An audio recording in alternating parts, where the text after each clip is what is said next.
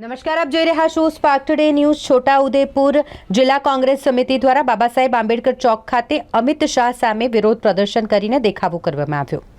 સંસદ ભવનમાં ડોક્ટર બાબા સાહેબ આંબેડકરજી વિશે જે પ્રકારના શબ્દોનો ઉપયોગ ગૃહમંત્રી અમિત શાહ દ્વારા કરવામાં આવ્યો છે તેનો વિરોધ છોટાઉદેપુર જિલ્લા કોંગ્રેસ સમિતિ દ્વારા કરવામાં આવી રહ્યો છે, જે અંતર્ગત તેઓ દ્વારા આંબેડકર ચોક ખાતે કાર્યક્રમનું આયોજન કરવામાં આવ્યું હતું, જેમાં છોટાઉદેપુર જિલ્લા કોંગ્રેસ સમિતિના આગેવાનો, એસટી, એસસી, ઓબીસી સમાજના લોકો ઉપસ્થિત રહ્યા હતા।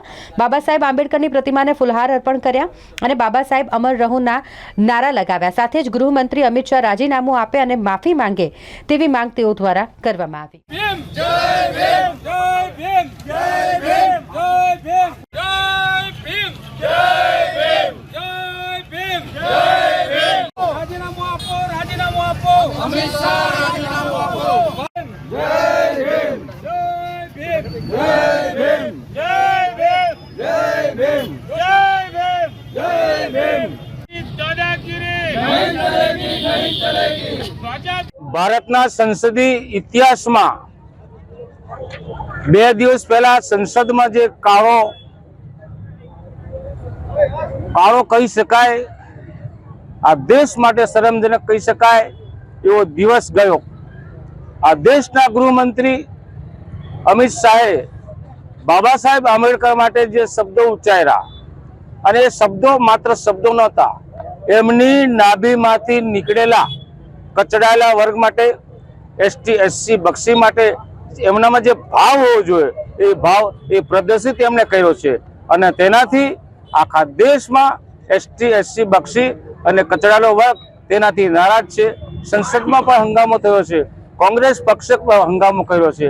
ત્યારે અમે છોટાઉદેપુરમાં એકત્ર થઈને આ દેશના ગૃહમંત્રી રાજીનામું આપે અને અમારો આ સંદેશો ઉપર સુધી પહોંચે એટલા માટે ભેગા થયા છે।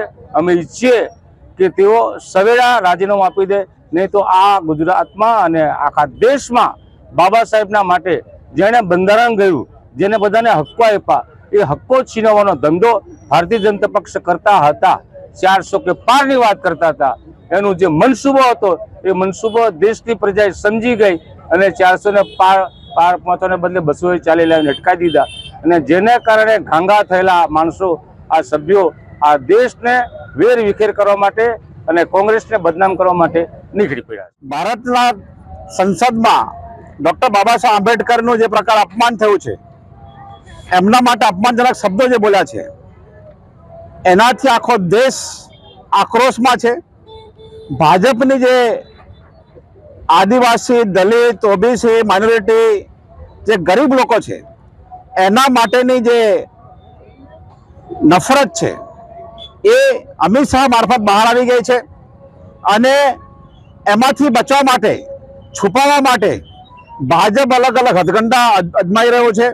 રાહુલજી પર ખોટી ફરિયાદ કરવાનો પ્રયત્ન કરી રહ્યો છે, પરંતુ આખો દેશ જાણે છે અને એનો આક્રોશ આખા દેશમાં છે। અમે છોટાઉદેપુરમાં આજે એ આક્રોશને અહીંયા લોકો વચ્ચે પ્રદર્શિત કરીએ છીએ, અને અમને પૂરો ભરોસો છે કે જેટલા પણ લોકો, જે પણ વ્યક્તિને બાબા સાહેબના કારણે અવાજ મળ્યો છે, બાબા સાહેબના કારણે કોઈ ભણી શકે છે, બાબા સાહેબના કારણે કોઈ સરકારી કચેરીમાં જઈને વાત કરી શકે છે, એવા દરેક વ્યક્તિને આક્રોશ છે। અને આવતા દિવસોમાં કોંગ્રેસ પાર્ટી, સામાજિક આંદોલનો જે પ્રકારનો આદેશ આપશે, અમે આ વિરોધને બિલકુલ જ્વલંત બનાવીશું, અને અમે આશા રાખીએ છીએ કે અમિત શાહ અને ભાજપ સમજી જાય, અમિત શાહને રાજીનામું અપાવે અને માફી માંગે। આ અમારી માંગણી છે।